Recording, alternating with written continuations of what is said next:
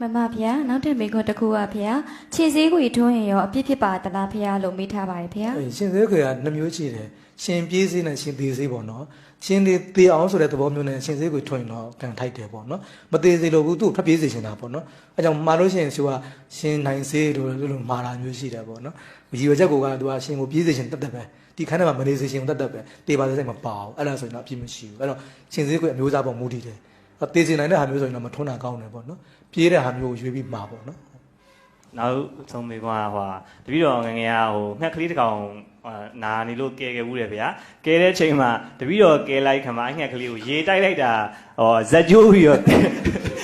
တေးသွားတယ်ရှင်ဗျာအဲ့ဒါတပည့်တော်ကြောင်းလို့ခံနည်းနည်းခံယူလိုက်တယ်ပေါ့နော်ငါးကြောင်တေးသွားတာဆိုပြီးတော့လို့ခံအဲ့ဒါကြတပည့်တော်မှာဘလို့အပြစ်ထိုက်တယ်မသိဘူးဗျာ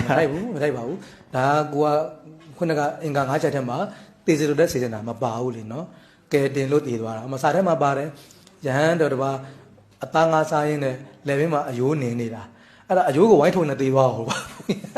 အယိုးကိုဝိုင်းထုံတာမထုတ်တတ်တော့ဟိုလူကဘုန်းကြီးကသေးသွားရောအဲ့ဘုရားသွားမေးကြတယ်ဘသူ